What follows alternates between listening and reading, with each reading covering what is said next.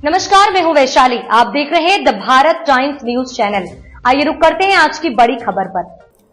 राष्ट्रपति शासन लगाना हेतु केंद्र सरकार पर लगाएं टीएमसी सांसद शत्रुघ्न सिन्हा ने क्यों कहा ऐसा।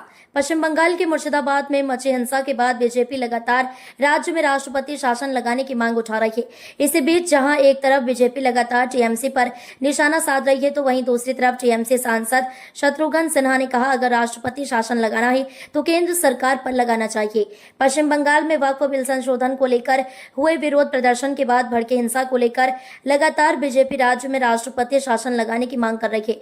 इसी को लेकर पश्चिम बंगाल की आसनसोल सीट से तृणमूल कांग्रेस टीएमसी के सांसद शत्रुघ्न सिन्हा ने कहा, केंद्र सरकार पर राष्ट्रपति शासन लगाना चाहिए। सांसद शत्रुघ्न सिन्हा ने मुर्शिदाबाद हिंसा को लेकर कहा कि यह मुख्य रूप से बंगाल और बिहार के चुनाव की वजह से ही हुआ है। इसी के साथ बीजेपी की तरफ से राष्ट्रपति शासन लगाए जाने की मांग को लेकर उन्होंने कहा, अगर कहीं राष्ट्रपति शासन लागू होना चाहिए, मेरे मुताबिक यह केंद्र की सरकार पर लगना चाहिए। बंगाल में सुख शांति। टीएमसी सांसद ने बीजेपी पर हमला करते हुए कहा, हमारे लोगों के बीच यह तनाव न पैदा करें।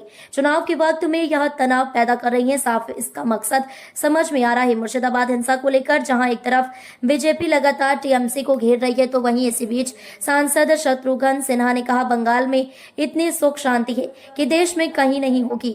मैं वहीं का सांसद हूं। अभी आसनसोल जो में चारों तरफ भाईचारे के नारे लग रहे हैं। पूरे बंगाल में ऐसा है, 30 से 35% वहां मुस्लिम परिवार रहते हैं। बीजेपी ने टीएमसी को घेरा। बीजेपी मुर्शिदाबाद में मची हिंसा को लेकर टीएमसी को घेर रही है। पार्टी ने सीएम ममता बनर्जी के घटनास्थल पर न जाने को लेकर निशाना साधा। बीजेपी सांसद और राष्ट्रीय प्रवक्ता संबित पात्रा ने सीएम के हिंसा प्रभावित क्षेत्र का दौरा नहीं करने को लेकर कहा, ममता बनर्जी हिंदुओं से नफरत करती है। साथ ही सीएम ममता बनर्जी पर कटाक्ष करते हुए बीजेपी नेता ने कहा कि अगर मुस्लिम भाइयों के खिलाफ इस तरह के अत्याचार किए गए होते तो बंगाल के सीएम आंदोलन कर रहे होते। वक्फ संशोधन अधिनियम के खिलाफ विरोध प्रदर्शन के दौरान भड़की हिंसा में कम से कम 3 लोग मारे गए और कई घायल हो गए हैं।